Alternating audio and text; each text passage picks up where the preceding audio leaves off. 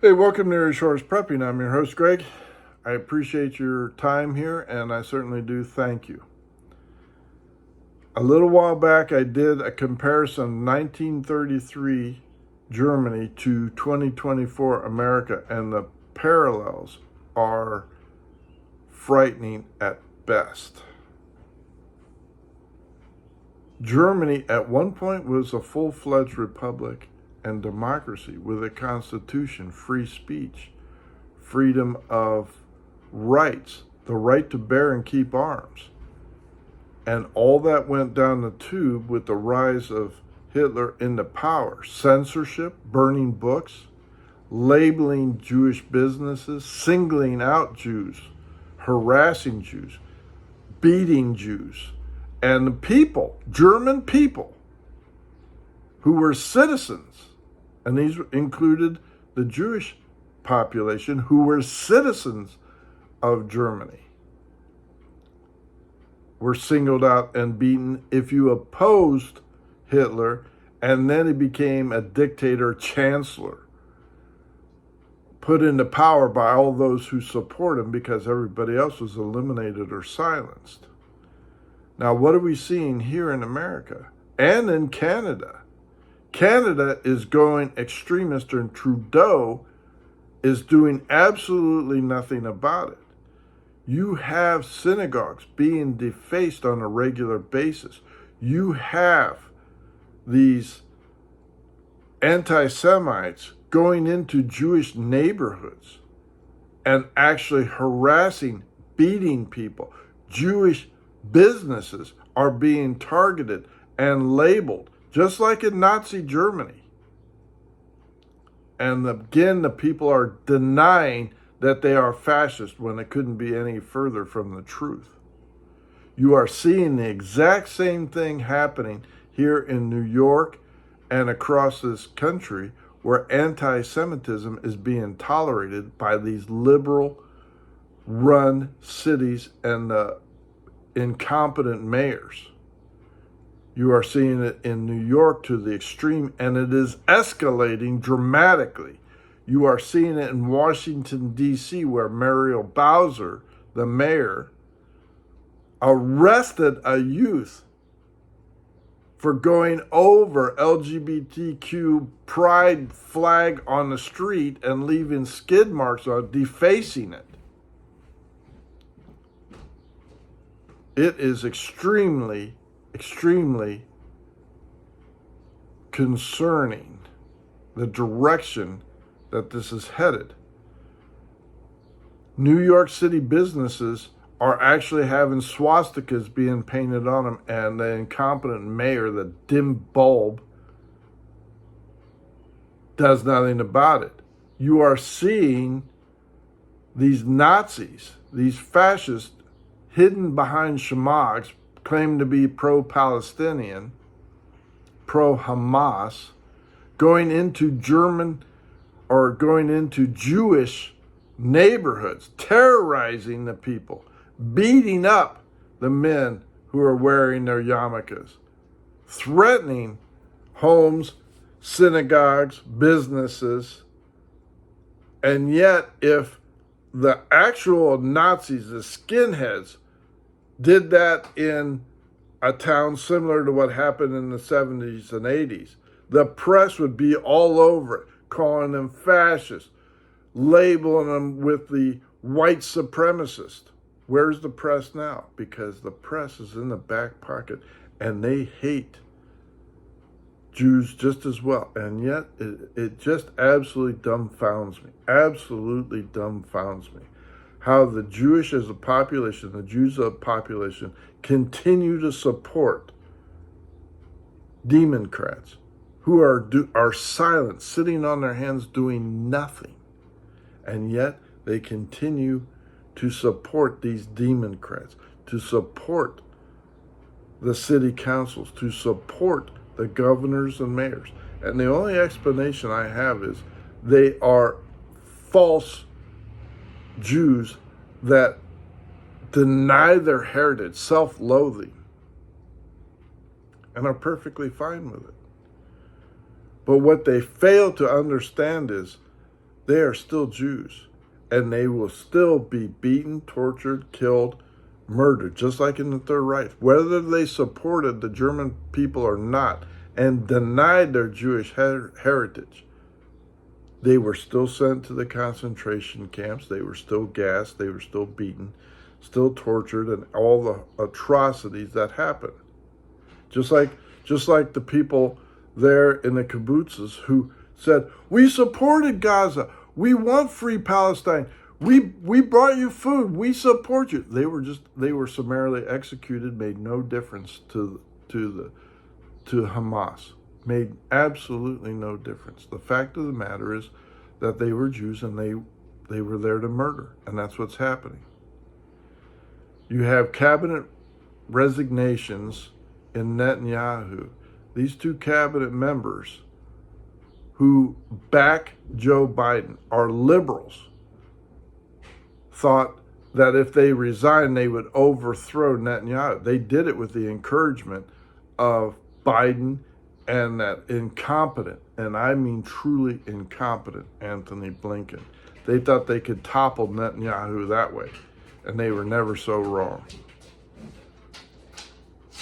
The cancer, the hatred that is spreading across America at wildfire pace is going to force people to make choices, just like they are saying now on the subways when these terrorists, and they are domestic terrorists, make no mistake about it, they are forcing people to sit on their hands or stand up and say, stop beating that guy, stop harassing that guy, and bringing that onto them by saying, oh, you're a Jew lover? Let's pound you a little bit. Mayor Adams is a false, feckless mayor who tolerates it because he too is afraid of these tyrants that are in the street. And this is mimicking pre-World War II in Germany. And it is spreading faster than the speed of light in any wildfire because you have the internet. This summer, as I said last year and earlier this year, 2024 is going to be a volatile year. And with this nonsense going on, when you start having the rallies closer to the election, you are going to see these Nazi brown shirts wearing pro-Hamas symbology on their bodies start to go after the conservatives who say we support Israel. Nobody gets a free pass. So you better think about that. You better start thinking, who am I standing with? Who am I standing for? Is it for the Constitution? Is it my rights? Because I guarantee you, Joe Biden is going to use this opportunity as the elections close in and he is losing his ass in his polls. There will be a major event because you can't have 500 or close to 480 terrorists in this country that have crossed over illegally and not do something closer to the elections because they don't want Trump to win. And if they can't imprison him, if they can't give him house arrest, the closer it comes to election, quite possibly a blackout to postpone the elections, mass rioting, a war, whatever. They didn't import 17 million people to lose this election. They didn't throw everything at Trump to prevent him from campaigning and winning this election. They didn't spend billions of dollars to lose. And if that means there has to be a nationwide catastrophic event, a blackout, war to suspend the elections, I wouldn't put them past it to do that. Until these fake and phony protesters who are anarchists and imports from the Middle East to raise hell are shut down, stomped out, you're going to have to make a choice. And if you're going to stand by and say, well, they came for the Jews, and pretty soon they will come for me, there is never more truth than that at absolutely any point in time. And you see this administration ramping up anti-Second Amendment rights. He is going full bore on that. And the censorship from the social medias are going absolutely nuts. If you recall, when Obama was first elected, militias formed up left and right. People were saying, I got to protect the Constitution. I got to protect my Second Amendment rights. And there was all kinds of YouTube talking about that. They're all gone. They've been defunded. They have been arrested. They have been threatened, blacklisted, and everything else. They're all gone. Nowhere on Facebook, nowhere on social media, nothing about citizen militias, which are legitimate. Nothing about buying and selling guns on the internet. Nothing. Nothing. It is a long-range game, and they're playing it. In the meantime, the idiot, gutless wonder Republicans who are afraid to wield power, who are afraid to do the right thing because they're afraid of the media, are sitting back and saying, oh, well, if we do this and hand-wringing and if we don't send ammunition to Ukraine, and if we don't support Israel, and if we don't stand up for the Second Amendment, oh, well, I might not get reelected.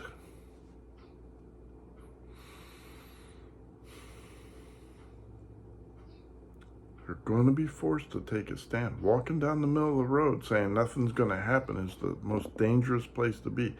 And right now, we are in the most dangerous times, even though people are saying, Trump's going to win, he's going to change everything around. That's bullshit. He doesn't have a magic wand. And you have liberals entrenched in the Department of Injustice. You have liberals entrenched in the absolute corrupt FBI, top to bottom, as well as all the other alphabet gangs. Your best course of action, absolutely the best course of action, is learn to become self-sufficient. Form groups or loose associations with people of like-minded thinking. Instead of taking 20 minutes to a half hour going through a drive-through to get your evening meal, your lunch, spend that 20, 30 minutes tending your garden, whether it's in grow bags, raised beds, pots, whatever. Take that time to grow your own food and learn. The learning curve for gardening, raising livestock, chickens, and everything else is very steep. You have to have at least a full season to understand where to plant, when to harvest, and all the plagues that, attack your little plot of vegetables. It is time to start thinking of yourself and your family. They are attacking Christian beliefs nonstop. These people aren't just protesting the Jewish faith. If you oppose them and say, I'm a Christian and I stand with Israel, you're attacked as well.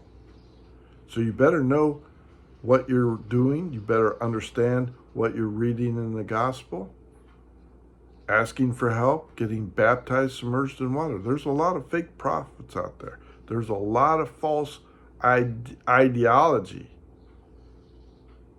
And there are churches that are flying the rainbow flag, the LGBTQ. United Methodist Church just is self-destructing. They lost another 1.3 million followers in the United Methodist Church because they adopted the LGBTQ alphabet soup ideology and said it's okay. They adopted gay weddings, and now the United Methodist Church is fractured all over falling apart. And you're going to see that amongst other churches as well. You get yourself right with God. You get baptized, submerged in water. Bad things are coming. Bad things are already here. You have a Cold War started with Russia, who now is in Cuba, and saying, hey, we're going to supply border states with border countries with long-range weapons that could strike inside the United States. What do you think about that, Blinken? Biden?